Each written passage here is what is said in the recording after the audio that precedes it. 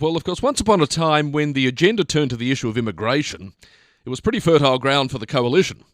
There was a time when the opinion polls showed a vast majority of Australians preferred a Liberal or National hand on the till when it came to our borders, migration numbers, national security, that sort of thing. But no more. These days it's one nation with the clear air and everyone else is a pretty distant second. But Angus Taylor has indicated a willingness at least to tackle the immigration story. Now obviously, the detail of any policy he brings forward will matter a lot more than the general ambition we've heard about thus far. But look, to be fair to the new Liberal leader, he has only been in the big chair for a matter of days. Give him a bit of time. Nonetheless, speaking at an event last night, he said, and I quote, "The numbers have to be right and they have to be lower than they have been."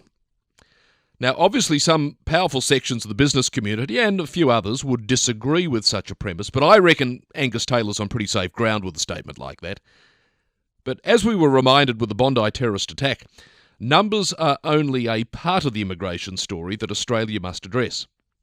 Values and ideology are the other part, and being far less tangible than mathematics, these are the truly difficult aspect of immigration to control.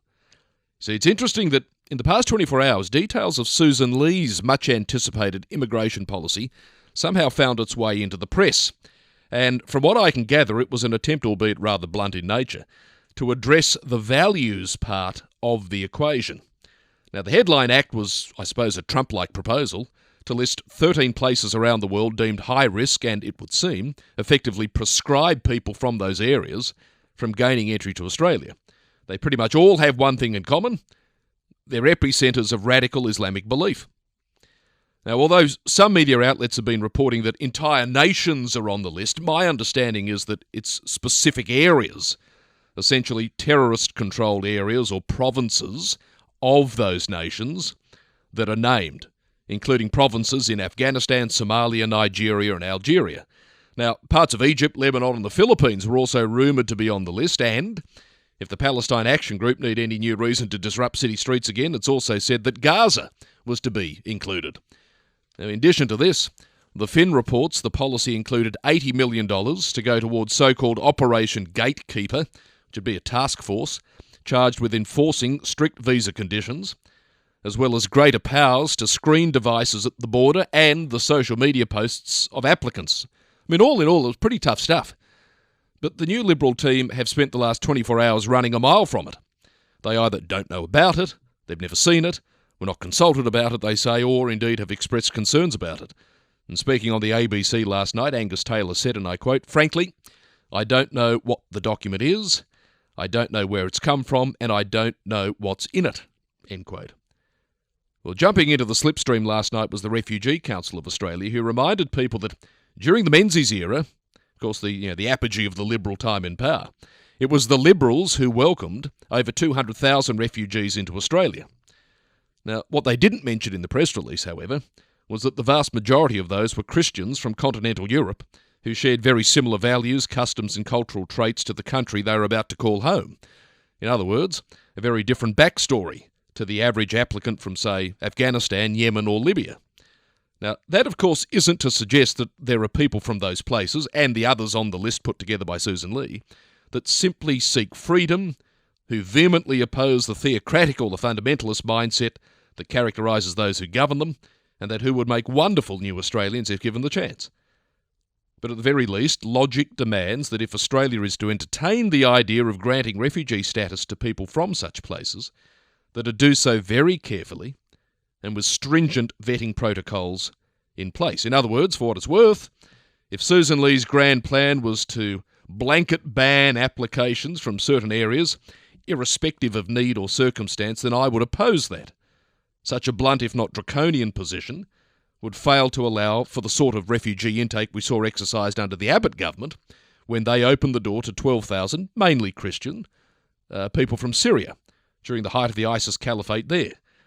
And more than that, I know when you put together lists like this, you've got to draw the line somewhere, but if the justification of prescribing entire regions of Afghanistan, the Philippines and Egypt is because they're epicentres of extremism, well then why are no areas of Iran or Syria on the list?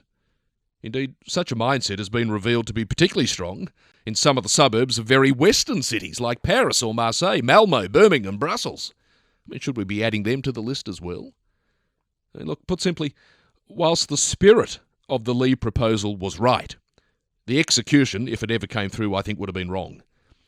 What Angus Taylor should do is take this document and finesse it rather than just scrap it altogether.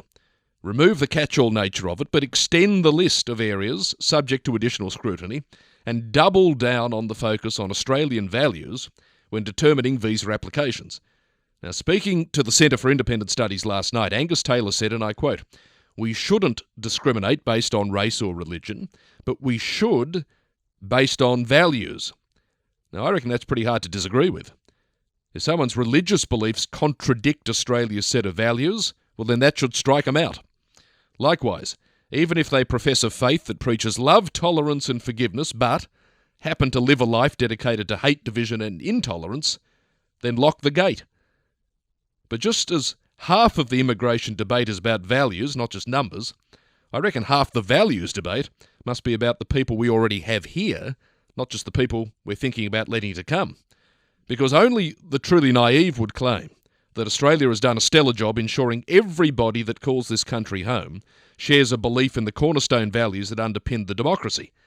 In many respects, as a country, we've done a poor job emphasising those values over the past decade or two. It's a phenomenon common across many Western nations. As we again face a cohort of so-called ISIS brides wishing to return, quote-unquote, home, we're reminded of the fact that Australia has raised people who clearly benefited from the generosity of this country, but nonetheless decided to turn their back on it and in the most extreme way shun its invitation to share in its bounty. Now, any attempt to tighten the criteria to enter Australia should be done in concert with a program that re-emphasises the civic duties to which we expect Australian residents to adhere, including equality of the sexes, the rule of law, the supremacy of Parliament over religion when it comes to making laws, the rights of minorities, and a belief in the democratic process. We don't ask people to ignore events from overseas, but if they choose to make Australia their home, we ask they don't bring the intergenerational baggage with them at the departure gate. I mean, any suite of policies that can address all of the above will certainly go a long way to addressing voters' declining faith in the coalition on the issue of immigration.